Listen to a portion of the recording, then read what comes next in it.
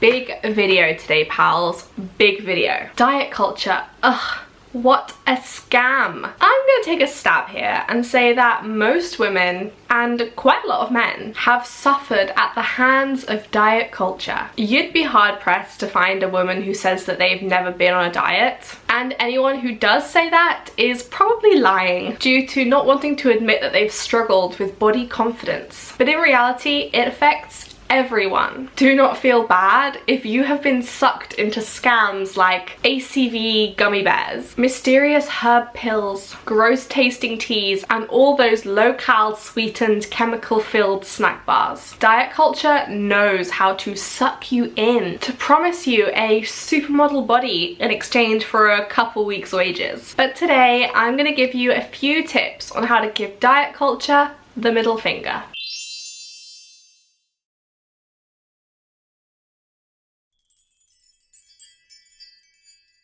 Hi, I'm Tash from The Loving Lifestyle, a channel dedicated to helping you live your best life. And today, I aim to help you cleanse your mind of diet culture. Now, before we start, I just want to express that I am not a dietitian nor a mental health professional, and that this video is solely based on debunking diet culture and helping you seek a path to self-acceptance. As always, there will be some links in the description box down below if you'd like to seek help elsewhere. The diet market is a multi-billion-pound industry worth $72 billion in the US alone. Diet culture is focused on making you spend your hard-earned cash in order to get a result that you've been conditioned to want. They promise you results that you deem desirable because of a lifelong conditioning that smaller is better. The particular skill of the diet industry is the ability to always bring out the next best thing, so their consumers never stop spending. It's like the dream business model. If the Whole30 plan didn't work for you, maybe Slimming World would. When that doesn't work, perhaps a caffeine supplement or a fat binder pill could be the quick fix you're looking for. No? Okay, maybe we need a workout plan. Let's try this DVD. Ooh, no. Too intense. Okay, how about a 10-minute a day program? What about those like stick pads you stick to your abs to burn more fat? They might work. Exercising is hard. Maybe we should try to focus on eating a paleo diet. That sounds sustainable. No, I don't think restricted eating is for me. 5-day juice cleanse sounds like the clean out I need. Okay, what about if I eat normally but do intermittent fasting? That sounds pretty good. Okay, I can't not eat till 11 AM. Maybe I'll try to start my days with one of those diet coffees. If I don't bring lunch to work, then I have to have that diet shake. It just goes on and on and on forever. We keep spending, and they keep churning out new quick fixes or anti-diet diets or government-approved plans. It is a capitalist dreamboat and it is a complete scam. Weight Watchers changing its name to WW has nothing to do with wanting to be less discriminatory or promote wellness, by the way. They're just trying to trick you into thinking that they have your back and they just want the best health for you. But really, they just want you to buy into their product. And by rebranding themselves, they've made you think that they're trying to help improve your life by helping you lose weight. But that need to lose weight has been triggered by the diet industry itself. Our society is still a patriarchy. Old white men make the decisions that control our world. I mean, have a look at what's been going on in the last 9 months. When you think of COVID news, what kind of faces do you picture? Closer to home, who was the head teacher of that school that made you wear the right colour hairband? Who is your doctor who makes those decisions on whether or not you're healthy? I know that things are improving, but they are nowhere near there yet. One of my favourite ever quotes from Ruth Bader Ginsburg is, "When I'm asked when there'll be enough women on the Supreme Court, and I say when there are 9, people are shocked.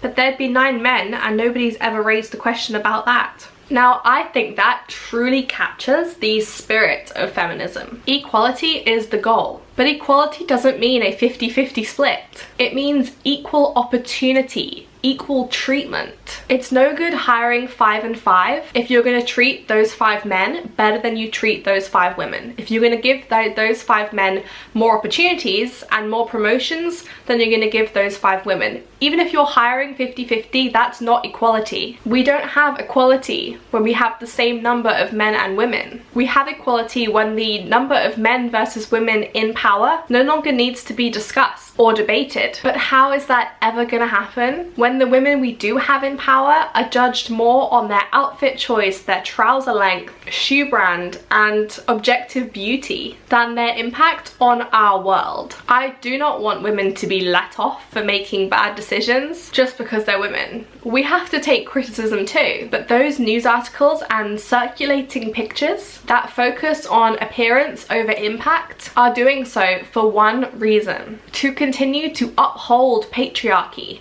and to put off other women forever striving for high power positions, and further cementing the beliefs that a woman's role is to be seen and not heard. Now, how is this related to diet culture, you ask? Well, diet culture, believe it or not, is a tool of patriarchy. As Naomi Wolf said, a culture fixated on female thinness is not an obsession about female beauty, but an obsession about female obedience. Dieting is the most potent political sedative in women's history. A quietly mad population is a tractable one. By conditioning women to believe that they need to be slim in order to be attractive, successful, healthy, desirable, it keeps us looking in the mirror instead of out at the world. It's practical. We only have so much time and energy. So when most of that time and energy is spent picking apart our appearance, counting calories, and staying home where we can't be seen in our undesirable state, we're not getting in the way of the patriarchal system that we live in. Diet culture is a system of oppression. We're told to focus on making our bodies smaller, and by extension, ourselves. When we diminish our bodies, we diminish our minds too. It is the ideal situation for patriarchy. It keeps us distracted,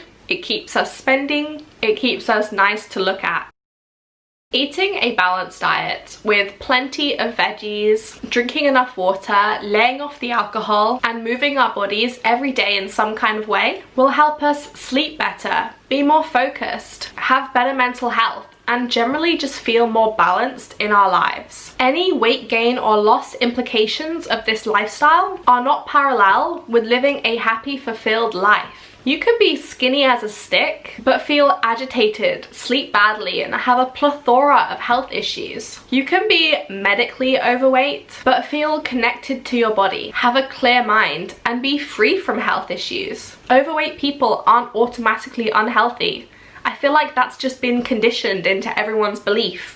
If you're above a certain size, you are unhealthy. That's not true. Yo-yo dieting contributes to more health issues for higher weight people than the weight itself. Labeling certain things as bad for you makes it more appealing to people who are restricting or dieting, because when diet culture is telling you to hate yourself the way you are way more likely to self-sabotage because you don't believe in yourself, and therefore the concept of a takeaway or a carton of ice cream seems way more appealing than it would if you just listened to your body and what it was telling you. There have been studies done that showed that dieters ate double the amount of cookies than non-dieters. So the diet itself is causing them to eat more. Your diet is the reason why you're overeating, craving junk food, and yo-yoing between restricting and binging. And that is far more unhealthy than non-restricted eating, no matter what your size. Health is a multifaceted concept. It looks different for every person, which is precisely why the What I Eat in a Day videos here on YouTube are not only poor value content, but also highly damaging. The idea that you can copy one person's lifestyle and create the same result is wishful thinking. We are all so incredibly unique, not only in our thoughts, personalities, likes and dislikes, but also in our external appearance and internal dynamics. There is no one right way to live your life. There is no right lifestyle to follow. There is no right meal plan or exercise regime. There is only what feels right to you. The war on obesity, being weighed at school, every gym advertisement ever, before and after pictures on social media. These all paint the image that being thin is good and being fat is bad. This is not only detrimental to larger people feeling like they don't belong or are unworthy because they are considered the thing we're trying to get rid of, but it also makes every mid-size and even thin people still feel like they have to get thinner or avoid at all costs getting fatter in order to stay worthy. We can't change our height, and yet for some reason it is completely normal to want to change our width. Being fat is a serious health concern. You agree with that statement? No? You've heard it all your life. You've studied it in health class at school. You're reminded you could lose a few pounds every time you go for your contraceptive health check, as if your weight is the issue, not the hormone concoction you're expected to take. So of course, it must be true. At one point, I totally thought this was true. I could almost feel the cholesterol sitting in my body every time I ate a pizza. Quick, gotta counteract that for the next few days for my health. These messages are everywhere. Sometimes they are loud and in your face, but sometimes they are super subtle. And that's often far more damaging. You have no moral obligation to lose weight. It's almost like people expect higher weight individuals to apologize for their size. Larger individuals are often blamed for overriding the healthcare system, but no one mentions the companies that cause cancer, the smokers, the systematic oppression triggered alcoholism, treatment for eating disorders caused by this fat-phobic conditioning. If we're gonna blame anyone for the strain on the healthcare system, it's the patriarchal systems who should take the blame. No matter what size you are, you do not have a responsibility to be smaller. The war on obesity has got it wrong. They are the problem, not you. So how can we truly cleanse our minds of diet culture? Diet culture is always going to be there unless we fight against it. When the whole population stops buying these diet products, there won't be a market to sell to. It won't exist anymore. However, that takes a lot of influence. Share the message with people around you. Internalize it. Speak up against fat phobia. Like all revolutions, they take time, but commit to showing up in that space. In the meantime, cull your social media and also your email subscriptions. You might not have considered it, but those newsletters from Boohoo and ASOS flaunting tiny models in bodycon dresses and tiny crop tops may be causing you to believe that you should be dressing that way because that way is stylish, and therefore you should have a body that fits into those clothes. One of the biggest breakthrough moments for me was realizing that I didn't have to wear bodycon dresses ever if I didn't feel good in them. The dress was the issue, not me. Stop buying clothes that make you feel shit just to be trendy. It is so unnecessary. It's wasteful when the clothes inevitably end up on landfill, and it causes so much harm to your self-worth. On social media, get rid of anyone and everyone who makes you feel bad about yourself or who pushes you to engage in diet culture. I include friends, family members, and any influencer who ever promotes booty or what I eat in a day videos. Even if you enjoy some of their content, they gotta go. Instead, fill your social media with not only people you relate to, but also people who are different from you and empowering because of that.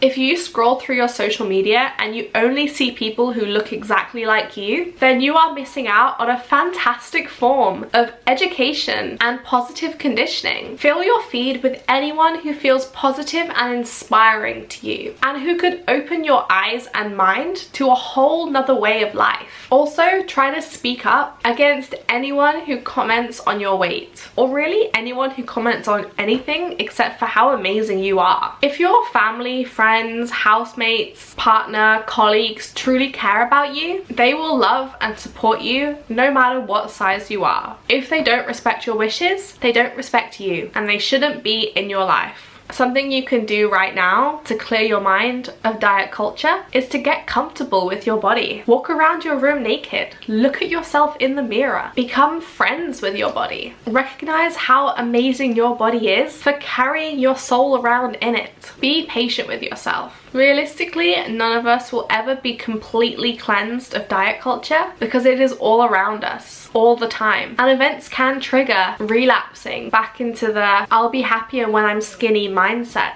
Sometimes diet culture sneaks up on you and you don't even realize it's affecting you until you catch yourself looking at the calories on the cereal box. Speaking of calories, did you know they were actually developed as a way to measure energy in food, not how nutritious it is or its weight? So they're kind of pointless to us. It's not an accurate way of deciding if a food is healthy or not, because it doesn't consider nutrition at all. So they really shouldn't be used outside of a laboratory environment. One of the worst decisions our world made was including calories on nutrition labels on products. It has nothing to do with nutrition. We have all been conditioned by the patriarchy. Those beliefs lie inside us. Don't feel ashamed of your past diets or your subconscious biases. Instead, actively work to correct them. Speak out and encourage others to ditch diet culture. Spread the body acceptance message. Question everything you hear and read. Make a point to reevaluate why you feel a certain way when diet or fat-phobic messages creep up on you. Congratulate friends on their achievements and contributions, not their weight or appearance. Focus your attention on changing your mind rather than your body. We all have the power to change our beliefs. They're not set in stone. That is where we should be focusing our attention or our willpower or whatever it is you've been putting behind dieting. Put it behind personal development, self-acceptance, and educating yourself on topics bigger than macros and what counts as paleo. The thing is, almost every person out there who has tried dieting and even lost a significant amount of weight eventually return to their natural body weight when the diet crashes or they lose the motivation to excessively exercise. Lit reviews and in-depth research have shown that weight loss programs of any kind are either unsuccessful or work minimally. It's not maintainable. We all have a natural body weight. It's that place you keep returning to when you haven't done those crunches in a few weeks, or you gave up trying to replace lunch with a smoothie. Recognize that that is who you are. You were born this way. And whether you like it or not right now, it's never gonna change. So how about giving the energy that you've dedicated to dieting to self-acceptance, embracing your unique beauty, and loving the body that you were blessed with? There is absolutely nothing wrong with how you look. There never was. I would like to mention here that I am expressing this as someone who wears standard sizing. However, I don't limit this message to people who just look like me. No matter who you are, what you look like, what your story is, you are beautiful and miraculous just for being alive. Anyone who judges you based on your appearance is missing out on your beautiful soul and interesting personality. Don't let the world silence you by making you feel like you won't be accepted until you look a certain way. I truly hope that you found this video inspiring and valuable. I've gone over a few of the diet culture drivers in this video, so I hope that something stood out to you and helped you put diets into perspective. For me, it was the patriarchal influence that woke me up and drove me to ditch diet culture. But the overall message that I want to express is smaller is not better, larger is not bad. Skinny is not a compliment, and we have better things to do in our lives than to shrink ourselves into a predetermined capitalist serving patriarchal ideal. Now that you know what a scam diet culture is, spread the message by sharing this video with a friend and giving it a thumbs up so that more people can learn how to cleanse their mind of diet culture. Remember, you are worthy just the way you are. Big love to you all, and I will see you next week or over on my Instagram at @the.lovinglifestyle.